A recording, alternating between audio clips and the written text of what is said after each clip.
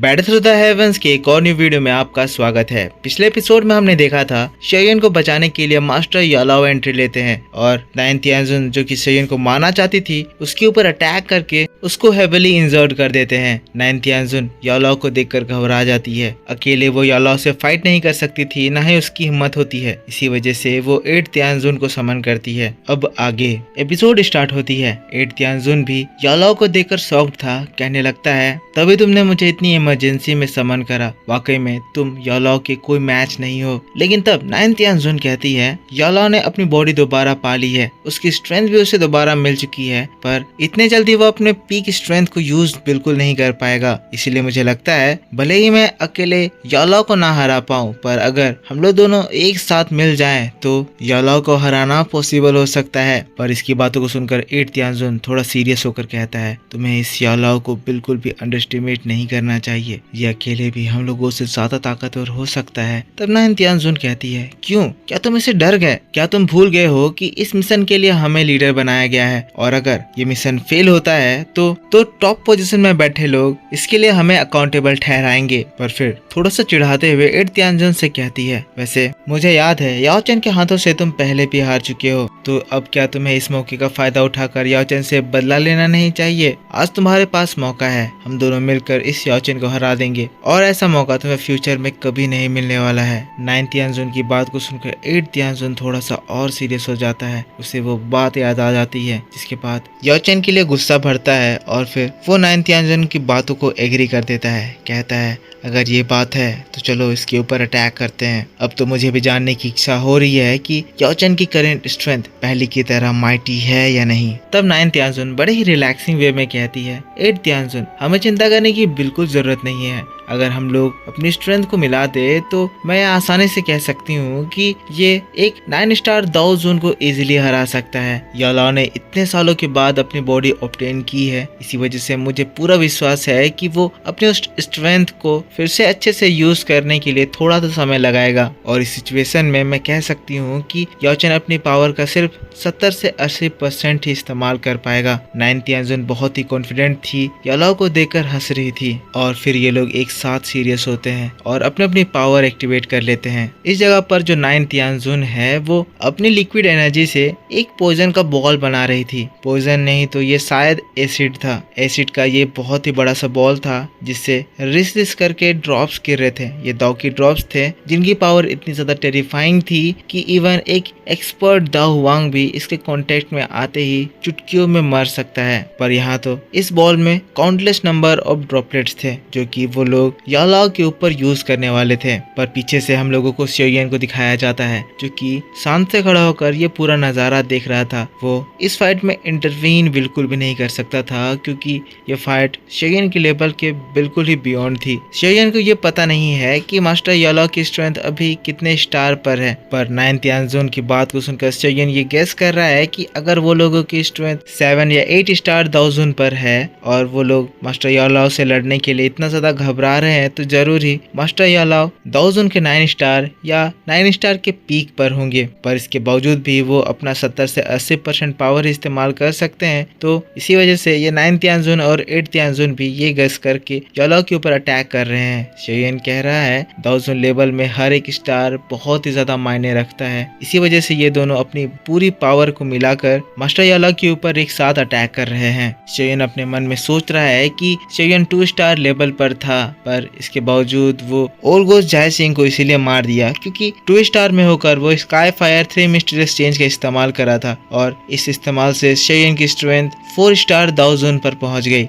ऐसा इसीलिए हो पाया क्योंकि शेयन के पास 3 तरह के हेवनली फ्लेम्स थे। अगर शेयन के पास नॉर्मल हेवनली फ्लेम होते तो शेयन इतना स्टार भी पहुंच नहीं पाता, ज्यादा से ज्यादा वो दाओ जुन के 3 स्टार पर पहुंचता। दाओ जुन के 4 स्टार पर होने के बावजूद वो दाओ जुन के 5 स्टार लेवल के पर्सन को इसीलिए हरा पाया क्योंकि इसके पास टियान क्लास लेवल की दाओ स्किल थी, वरना दाओ जुन का 4 स्टार लेवल का पर्सन दाओ जुन के 5 स्टार लेवल के पर्सन से कभी नहीं जीत सकता था। यही रीजन है कि एट तियानजुन और नाइन तियानजुन एक दूसरे की स्ट्रेंथ को कॉम्बाइन करके यालाओ से फाइट कर रहे हैं, ये सोचकर कि उसकी स्ट्रेंथ दाओ जुन के 9 स्टार पर है। पर अभी तो इनको झटका लगने वाला है। हम लोग यालाओ को देखते हैं जो कि बहुत ही आराम से उन लोगों को देख रहे थे, हवा में खड़े हुए थे उन मिस्टीरियस ड्रॉप्स को ऑब्जर्व कर रहे थे। ये एसिड बॉल बहुत ही ज्यादा खतरनाक था, क्योंकि अगर ये फॉरेन स्टार पवेलियन में गिरता तो श्योरली ये फॉरेन स्टार पवेलियन पूरी तरह से बर्बाद हो जाता। मास्टर याला को कोई तरीका ढूंढना होगा ताकि वो फॉरेन स्टार पवेलियन को इस खतरनाक चीज से बचा सके। सभी लोगों की नजर अब यालाओ और उन दो तियानजुन के ऊपर थी कि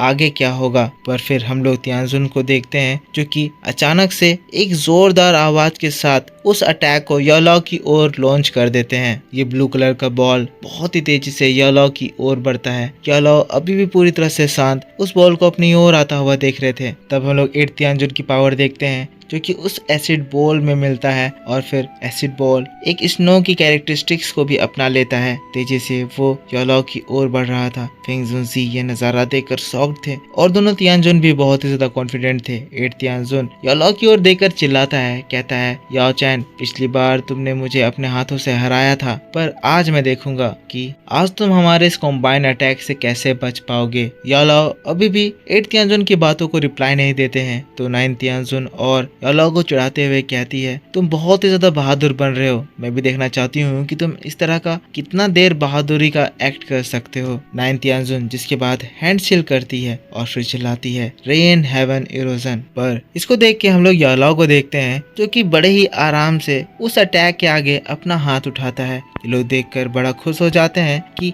यालाओ इसको अपने हाथों से रोकने की कोशिश कर रहा है। इसका मतलब जरूर ही यालाओ मारा जाएगा, साथ साथ फॉरेन स्टार पवेलियन भी बर्बाद हो जाएगा। अब ये नजारा देखकर फॉरेन स्टार पवेलियन के लोग घबरा रहे हैं, कह रहे हैं, ये अटैक तो कितना ज्यादा डरावना है। पवेलियन चीफ, क्या सच में वो इस अटैक को रोक पाएंगे? इस जगह पर बहुत ज्यादा सस्पेंस बनता है, ड्रामा क्रिएट होता है। एक दूसरे को लोग कुछ कुछ बोलते रहते हैं, पर मैं आपको मेन चीज बताता हूँ। जैसे ही वो बॉल यालाओ तक पहुँचती है, यालाओ के मुंह से एक ही वर्ड निकलता है, स्टॉप। वो एसिड आइस बॉल जो इतनी तेजी से यालाओ की ओर बढ़ रही थी, यालाओ के एक कमांड पे रुक जाती है। सभी लोग ये शॉक्ड। 8 तियानजुन और 9 तियानजुन जो खुश हो रहे थे, उनके चेहरे का रंग उड़ता है। ये फियर्स अटैक को इतनी आसानी से रोक देना कोई मामूली बात नहीं था। इसी वजह से ये पूरा वैली, ये माउंटेन एकदम शांत हो जाता है। सभी लोग याओ चैन को देखते हैं। फिर दोबारा यालाओ की आवाज गूंजती है, वाकई में ये समय मैं अपने फुल स्ट्रेंथ को अनलिस्ट नहीं कर सकता हूँ, पर अफसोस अभी भी मेरी जो स्ट्रेंथ है वो तुम दोनों से डील करने के लिए बहुत ज्यादा काफी है। ऐसा इसीलिए है क्योंकि थोड़ा सा रुकते हैं, उसके बाद फिर एक मुस्कुराहट के साथ कहते हैं, क्योंकि अभी जो मेरी स्ट्रेंथ है वो 1000 क्लास के पीक पर नहीं है, बल्कि अब मैं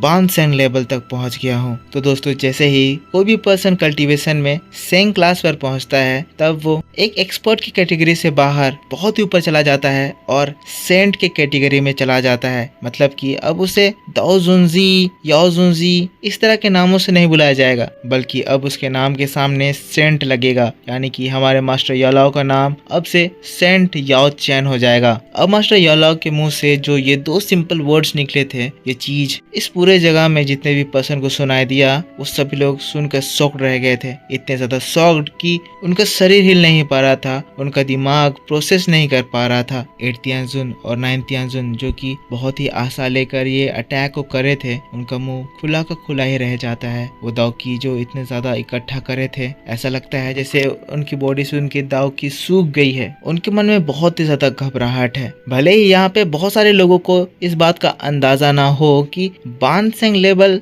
किस लेवल की बात हो रही है, पर ये जो 8 तियानजुन है और 9 तियानजुन है, ये लोग बखूबी इस लेवल को जानते हैं। ये लेवल इतना ज्यादा टफ है कि एक 1000 क्लास का एक्सपर्ट जो कि पीक पर पहुंच जाता है, अपनी पूरी जिंदगी घिसता है, पर इसके बावजूद भी वो बान सेंग लेवल पर पहुंच नहीं पाता है। बान सेंग लेवल पर पहुंचना सिर्फ ट्रेनिंग के ऊपर डिपेंड नहीं करता है, इसके लिए बहुत सारे फैक्टर्स अफेक्ट करते हैं। बान सेंग दाओ सेंग लेवल से एक स्टेप पीछे है, और बांग सेंग लेवल में पहुंचना मतलब दाओ सेंग लेवल के लिए रास्ता खुल जाना। और दाओ सेंग लेवल बहुत ही ज्यादा खतरनाक हाई लेवल का कल्टीवेशन मार्क है। दाओ सेंग लेवल में पहुंचने के बाद एक पर्सन दाओ दी लेवल को रीच करता है, जो कि कल्टीवेशन में हाईएस्ट लेवल होता है। एक दाओ दी लेवल पूरी दुनिया में हिस्ट्री रचने जैसा काम हो जाता है। इवन शेयन के एंसेस्टर जो शाओ स्वान थे, वो भी हाफ दाऊदी थे। और अब क्योंकि मास्टर यालाओ बानसेंग लेवल पर पहुंचे हैं तो जो सेंग नाम होता है वो भी इस दुनिया के पीक को रिप्रेजेंट करने लगता है। तो इस न्यू लेवल की तारीफ बहुत हो गई। आई होप आप इस लेवल के इंपॉर्टेंस को समझ गए होंगे। तो अब खेल देखते हैं कि मास्टर यालाओ अपने बानसेंग एबिलिटी के 70% से किस तरह से